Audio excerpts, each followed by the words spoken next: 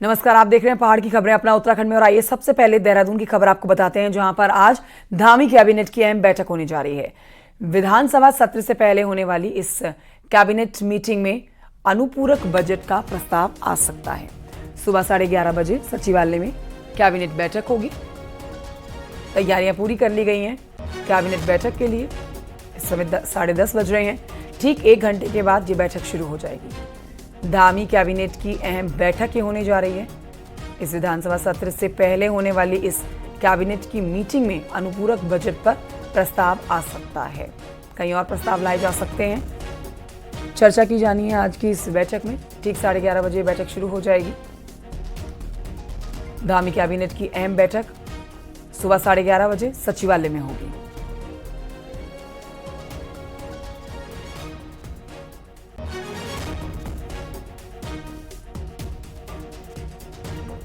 तो ये बड़ी खबर आपको बता रहे हैं। तस्वीरें भी आपको दिखाएंगे। जैसे ही बैठक से जुड़ी हुई तस्वीरें आने लग जाएंगी, कई महत्वपूर्ण मुद्दे और कई महत्वपूर्ण प्रस्ताव रखे जा सकते हैं इस बैठक में। दीपांकर और जानकारी देने के लिए जुड़ गए हैं हमारे साथ दीपांकर भट्ट। दीपांकर, ये बैठक कई मायनों में अहम है। धामी कैबिनेट की अहम बैठक के बारे में विस्तृत जानकारी दर्शकों को दें।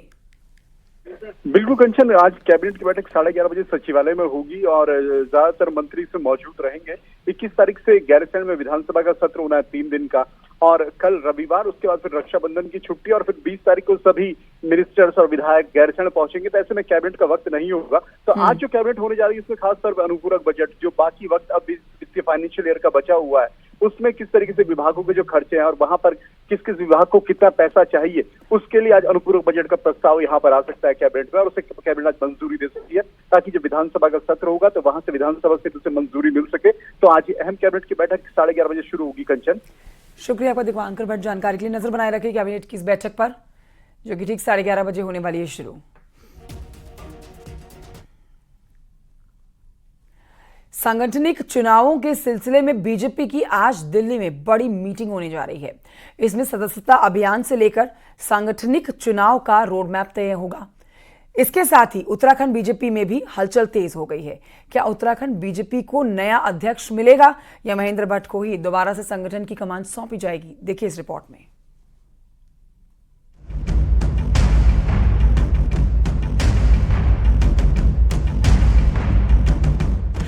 आज दिल्ली में बीजेपी की राष्ट्रीय बैठक होने जा रही है, जिसमें पार्टी के सभी प्रदेशों के अध्यक्ष और संगठन महामंत्री शामिल होंगे।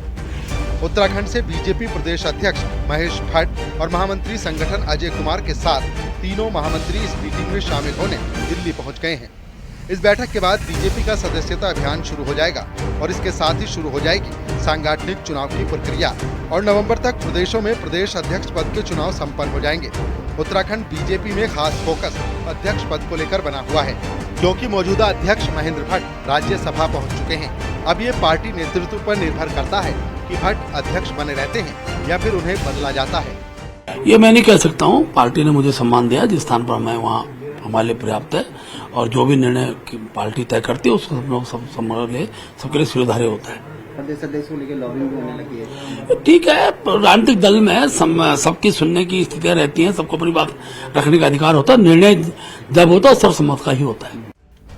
बीजेपी में क्षेत्रीय और जातिगत संतुलन का भी ध्यान रखा जाता है। मुख्यमंत्री कुमाऊं से हैं और ठाकुर हैं, तो प्रदेश अध्यक्ष गढ़वाल से हैं और ब्राह्मण हैं। यदि पार्टी नया अध्यक्ष चुनती है तो ये तय है कि अध्यक्ष गढ़वाल से ही होगा और ब्राह्मण ही होगा। लिहाजा गढ़वाल के बीजेपी नेताओं में अध्यक्ष पद के लिए अंदर खाने लॉबिंग भी शुरू हो चुकी है। धर्मपुर से बीजेपी विधायक विनोद चमोली भी दावेदारी जता रहे हैं, तो पार्टी महामंत्री आदित्य कोठारी का नाम भी अध्यक्ष पद के दावेदारों में शामिल है।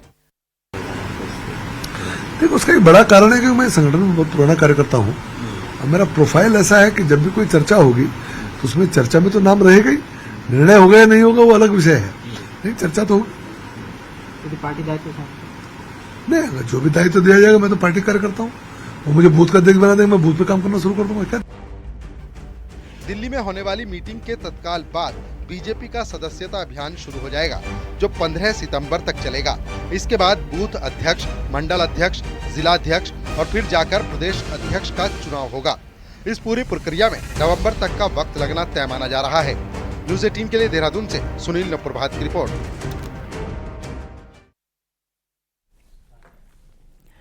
और आइए बढ़ते हैं आगे, आपको बताते हैं सीएम धामी ने की है मुलाकात जागर सम्राट प्रीतम भरतवाड़ से।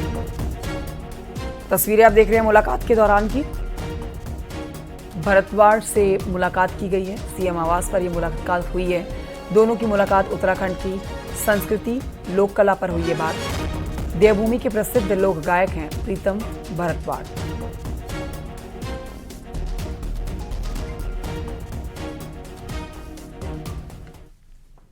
और आइए बढ़ते हैं आगे, आपको बताते हैं कि उत्तराखंड में यूनिफॉर्म सिविल कोड यानी कि यूसीसी इस साल के अंत तक लागू हो सकता है। इस बीच प्रधानमंत्री मोदी ने 15 अगस्त के भाषण में सेक्युलर सिविल कोड की बात कही है। इसके साथ ही एक नई बहस भी शुरू हो गई है कि क्या बीजेपी अपने कोर एजेंडे को लेकर रुख में नरमी ला रही है। देखिए रिपोर्ट।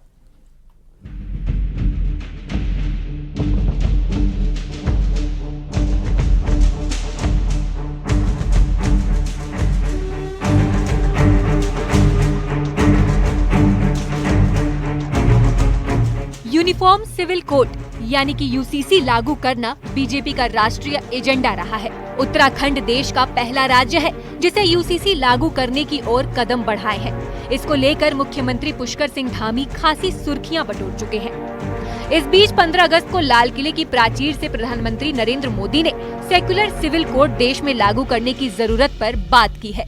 बीजेपी की माने तो दोनों बातों में कोई फर्क नहीं है। जिस यूनिफॉर्म सिविल कोड को धामी सरकार ने तैयार किया है, प्रधानमंत्री उसी को सेक्युलर कह रहे हैं। वहीं कांग्रेस के मुताबिक अब यूनिफॉर्म सिविल कोड का कोई मतलब नहीं रहा। जब समान नागरिकता का विषय आता है तो उसमें सेक्युलरिज्म जुड़ा रहता है। इसलिए प्रधानमंत्री जी की बात का अपभ्रंश करना ये कांग्रेस की नीति का अंग बन गया है। ये मैं कह सकता हूँ प्रधानमंत्री जी ने जब कहा है तो यूसीसी के लिए जन समर्थन के दृष्टिकोण से बात को बोला है। स्पष्ट रूप से उनको बताना होगा कि इसकी परिभाषा क्या है, किस ढंग से इसको लागू किया जाएगा। बहुत ज़्यादा इसमें फेरबदल नहीं है कि इनकी मानसिकता है कि समाज को बांटो, देश को बांटो, देश में नफरत और घृणा का बीज बो। 2022 के विधानसभा चुनाव में सीएम धामी ने सत्ता पर लौटने पर उत्तराखंड में यूनिफॉर्म सिविल कोड लागू करने की घोषणा की थी। बीजेपी की सरकार बनने के बाद धामी सरकार ने यूसीसी का मसौदा तैयार करवाया, उसको विधानसभा में पास कर और फिर कानून की शक्ल दी। यूसीसी के मुताबिक धर्म, जाति से अलग, शादी, दहेज, तलाक, बच्चा गोद लेने, संपत्ति के बंटवारे का एक कानून होगा।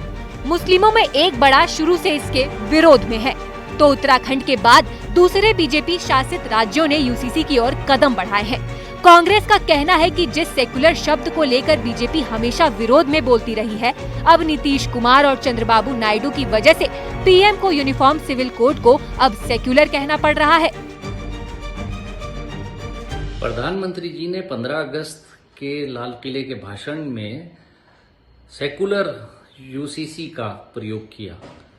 प्रधानमंत्री जी कृपया आप बताने का कष्ट करेंगे कि डॉक्टर बाबा साहब भीमराव अम्बेडकर जी द्वारा हिंदू कोड पास कराया गया, क्या उस हिंदू कोड को आप कम्युनल कोड मानते हैं? लोग सिलेक्टिव आधार पे यूसीसी को भी देख रहे हैं, तो ऐसी स्थिति में माननीय प्रधानमंत्री जी का जो कथन है मेरे हिसाब से कोई कदापि अनुचित तो नहीं है, लेकिन कांग्रेस है उसे एक तो राजनीति करनी है, हर मुद्दे पर राजनीति करनी है।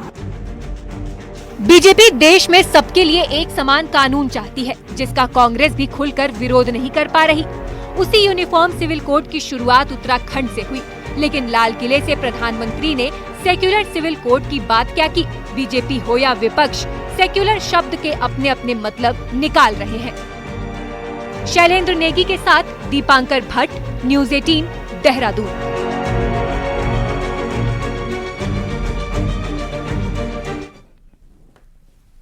और अब आगे बढ़ते आपको बताते हैं कोलकाता में हुई घटना को लेकर पूरे देश में डॉक्टर्स आज हड़ताल पर हैं। उत्तराखंड में भी सरकारी अस्पतालों के डॉक्टर्स हड़ताल पर हैं। देहरादून में दून मेडिकल कॉलेज में रेजिडेंट डॉक्टर हड़ताल पर रहने वाले हैं, जबकि सीनियर डॉक्टर्स ओपीडी देख रहे हैं। हालांकि कंफ्यूजन के चलते दून हॉस्पिटल में मरीजों को परेशानी का सामना करना पड़ रहा है। जानकारी ना होने के चलते भी लोग सुबह से यहाँ पर लाइन में लगे हुए देखे गए, और जब उन तक ये जानकारी पहुंची कि आज तो डॉक्टर्स की हड़ताल है, तो सबके चेहरे निराश थे। देहरादून के डिस्ट्रिक्ट हॉस्पिटल कोरोनेशन में पूरी तरह से ओपीडी सेवाएं बंद हैं और डॉक्टर्स समेत पूरा मेडिकल स्टाफ हड़ताल पर है। डॉक्टर्स का कहना है कि सरकार को सुरक्षा के पूरे इंतजाम करने चाहिए ताकि किसी भी डॉक्टर को इस तरह की घटना का सामना ना करना पड़े। और इसकी कोई खबर नहीं थी, कोई कुछ भी नहीं पता था। सुबह से लाइन में खड़े हुए हैं, अभी पता चला कि आज हड़ताल है, तो बड़ी परेशानी हो गई है। बिल्कुल मिलना चाहिए, इंसाफ मिलना चाहिए। हम भी उनके साथ हैं। देखिए, इस चीज के लिए हम भी उनके साथ है, मतलब हमारी संवेदनाएं उनके साथ है, हमेशा से रहती है। इन चीजों के लिए हड़ताल होनी चाहिए, पर लेकिन इस चीज के लिए मतलब जैसे अगर पहली बार यहाँ स्टिकर लगा होता इतने सारे लोग परेशान नहीं होते इस चीज से। नहीं, एक हद तक वैसे जायज है, लेकिन मैं सरकार से ये निवेदन करती हूँ कि इस फैसले का जो है जल्दी से जल्दी कुछ निर्णय ले, ताकि हम लोगों को समस्या न हो, पेशेंट लोगों को समस्या न हो। हाँ, लेकिन ये है, लेकिन उसको सजा मिलनी चाहिए, ये बात सही है। तो ये ऐसा नहीं होना चाहिए किसी के साथ, और इस प्रोटेक्शन के खिलाफ जो है आवाज उठनी चाहिए, और आवाज तब तक उठनी चाहिए जब तक उस डॉक्टर को बेचारी को न्याय न मिल जाए, तब तक आवाज उठनी चाहिए। बस हमारी सरकार से यही गुहार है कि हमारी सुरक्षा को सुनिश्चित किया जाए। सिक्योरिटी एक्ट जो है वो बना हुआ है, लेकिन ढंग पूरी तरह से इम्प्लीमेंटेड नहीं है। अगर हम सुरक्षित महसूस करेंगे, हम तभी अपना कार्य पूरी क्षमता से कर पाएंगे। तो सरकार से यही गुहार रहेगी कि हमें सुरक्षित माहौल प्रदान किया जाए कि हम अपनी क्षमता से कार्य कर पाएं। पहली चीज तो जो हमारे मेडिकल परिवार की एक महिला जो थी, हमारी रेजिडेंट डॉक्टर थी कोलकाता में, उनके साथ इतना जघन्य अपराध हुआ। जो भी दोषी हैं उनको कड़ी से कड़ी सजा मिलनी चाहिए। उसके साथ साथ जो हमारा मेडिकल परिवार में हमारे फीमेल डॉक्टर्स हैं, नर्सेज हैं, और जो मेडिकल स्टाफ है, उनके लिए उनको बेसिकली ऐसा माहौल मिले जिसमें उनको सुरक्षित महसूस हो। प्रॉब्लम स्पेशली जो हम लोग लेडी डॉक्टर्स हैं, हम लोग यहाँ पे स्टेट रात में हम लोग 12 बजे, 1 बजे, 2 बजे पेशेंट्स देख रहे हैं, लेकिन उस स्थिति में भी हम लोग कई बार ऐसा फील करते हैं कि इतने एग्रेसिव पेशेंट्स आते हैं कि इनके रिलेटिव्स होते हैं कि जिनको हमें प्रॉब्लम आती है, तो हमें तो सुरक्षा चाहिए। जो हम न्याय के लिए जो सब लोग इकट्ठे हो रखे हैं, ये न्याय की जो हम लोग जो रैली कर रहे हैं, वो एक मिसाल बननी चाहिए। अगर मिसाल बनेगी तो उसको जो है इम्प्लीमेंट बहुत जल्द हो जाएगा वो, और जो जिस सुरक्षा की जो हम बात कर रहे हैं, वो जल्द से जल्द उसको सरकार को अमल में लाना चाहिए। मतलब कोई सिक्योरिटी मुझे नहीं लगती है कि हॉस्पिटल अच्छे से दे पाता है गर्ल्स को। मतलब अगर हमारी नाइट शिफ्ट होती है तो हमें लगता है कि एक रूम मिलना चाहिए, और गर्ल्स की आई थिंक रात को गर्ल्स की ड्यूटी अगर ANC वगैरह होता है तो गर्ल्स की लगनी चाहिए, बॉयज की नहीं लगनी चाहिए। इमरजेंसी में बॉयज की लगनी चाहिए, गर्ल्स की नहीं, क्योंकि इमरजेंसी केसेस में अल्कोहलिक पेशेंट आते हैं तो फिर प्रॉब्लम क्रिएट होती है। और अगर डिलीवरी डिपार्टमेंट में ड्यूटी लग रही है तो एक रूम गर्ल्स को भी प्रोवाइड होना चाहिए ताकि वो थोड़ी देर के लिए रेस्ट कर सके। मेरा मानना भी सेम है कि मतलब थोड़ी सेफ्टी और बढ़नी चाहिए, क्योंकि जो हुआ वो नहीं होना चाहिए था, पर आगे ऐसा ना हो उसके लिए हमें सेफ्टी बढ़ानी। तो कोलकाता के आरजीकर मेडिकल कॉलेज की ट्रेनी डॉक्टर के साथ हुई घटना के विरोध में आज इंडियन मेडिकल एसोसिएशन यानी कि IMA ने देश भर में 24 घंटे के लिए डॉक्टर्स की हड़ताल का ऐलान किया है। एम्स में रेजिडेंट डॉक्टरों की हड़ताल जारी है। उनको आउटसोर्स कर्मचारी के साथ 2000 नर्सिंग स्टाफ का भी समर्थन मिल गया है। हालांकि एम्स ऋषिकेश में OPD और इमरजेंसी सेवाएं जारी रहेंगी, लेकिन नए मरीजों के लिए दिक्कतें आ रही हैं। बता दें आपको, पिछले 4 दिनों से एम्स ऋषिकेश में हड़ताल जारी है, जिससे स्वास्थ्य सेवाएं लड़खड़ाने के साथ ही मरीजों को दिक्कतों का सामना करना पड़ा है।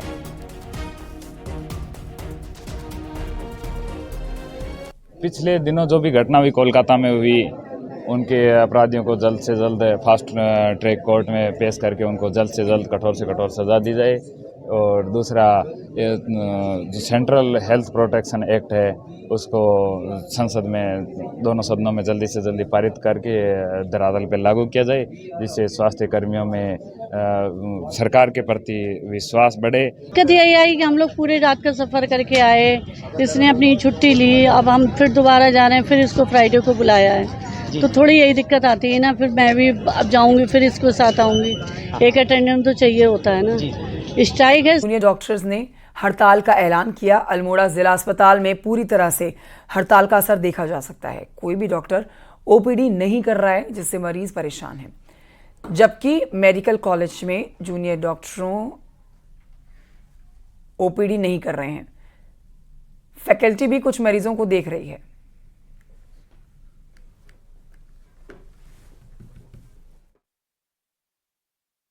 मैं सर आज बच्चों को दिखाने के लिए आया था। यहाँ हड़ताल के कारण कोई भी डॉक्टर नहीं मिल रहे हैं, जिस वजह से बहुत परेशानी हो रही है। अल्मोड़ा में पूरी तरह से बंद है। आज हमारी जितनी सरकारी अस्पताल जो भी हैं वहाँ ओपीडी सेवाएं सारी बंद हैं, लेकिन इमरजेंसी और पोस्टमार्टम वीआईपी सेवाएं चलती रहेंगी।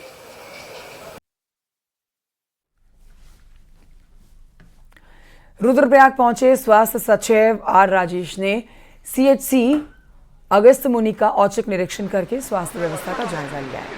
उन्होंने फ्री जांच योजना के अंतर्गत हो रही जांचों की लिस्ट लगाने सहित अस्पतालों में डॉक्टरों की तैनाती के लिए प्रस्ताव भेजने के निर्देश दिए हैं।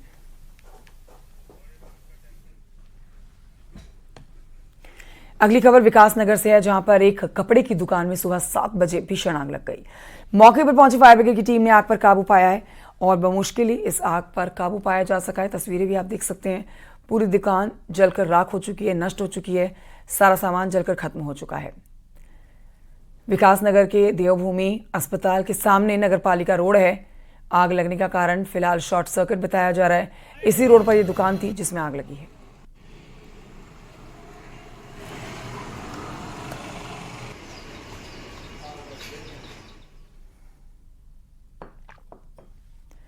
उत्तरकाशी के झाला अवाना बुग्याल ट्रैक पर गाकीराग को पार करते हुए गाजियाबाद की महिला ट्रैकर के शव को 5 दिन के बाद बरामद कर लिया गया। एनडीआरएफ ने शव को एक गदेरे से बरामद करके उसे झाला पहुंचा दिया है। तस्वीरें भी आप देख रहे हैं। पोस्टमार्टम के बाद महिला के परिजनों को शव सौंप दिया जाएगा। महिला ट्रैकर गाकीगाड़ के ऊपर बनी पुलिया को पार कर रही थी, जहां पैर फिसलने की वजह से वो बह गई पानी में।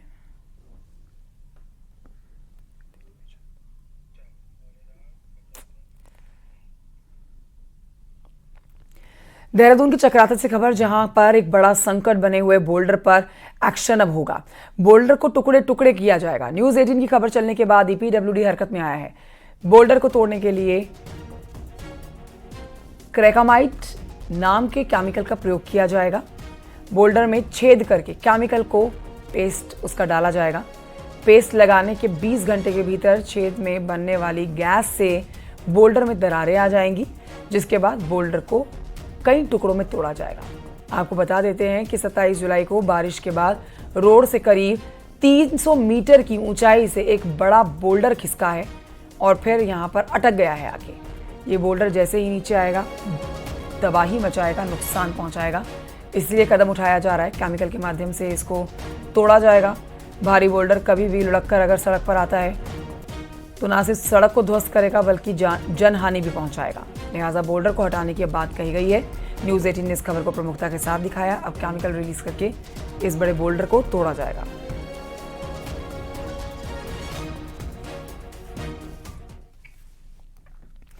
देखिए, बारिश के बाद पहाड़ों में पर्यटकों की कमी ने कारोबार पर सीधा असर डाला है, लेकिन नैनीताल में इस बार के वीकेंड पर बेहतर कारोबार होने से यहां पर दुकानदार काफी खुश हैं। देखिए रिपोर्ट।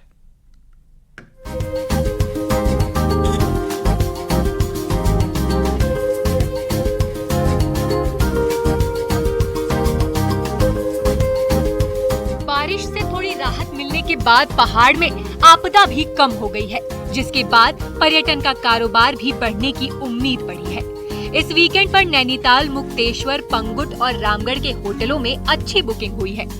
सुहावने मौसम का लुत्फ लेने पर्यटक पहुंच रहे हैं। 15 अगस्त से 19 अगस्त यानी रक्षाबंधन तक बुकिंग में तेजी आई है, तो मानसून के दौरान दिलकश नजारों को देखने की चाह पर्यटकों को इस दौरान पहाड़ खींच ला रही है। तो इस बार वीकेंड भी पड़ रहा है और फिर राखी है मंडे को, तो काफ़ी भीड़ रहने की उम्मीद है। साथ में जो उसके अगला वीकेंड है उसमें जन्माष्टमी है मंडे को, तो उसमें भी वीकेंड अच्छा जाने की उम्मीद है और काफ़ी बुकिंग्स भी इधर नैनीताल में आई हैं। जुलाई में बारिश के बाद पर्यटकों की कमी नैनीताल समेत सभी हिल स्टेशनों में रही है, लेकिन मौसम में सुधार और नैनीताल में नंदा देवी फेस्टिवल में पर्यटकों की अच्छी उम्मीद बनी है। हालांकि बारिश का भी अलर्ट तो है, लेकिन पर्यटकों की आवाजाही के लिए SOP भी जारी किया गया है। अभी फिलहाल तो सेफ है, तो अगर सेफ्टी प्रिकॉशंस लिए जाए और इस बात का ध्यान रखा जाए कि अननेसेसरी खतरनाक स्थानों में जो है ना जाएं, तो उसका मानसून का आनंद पहाड़ों में लिया जा सकता है।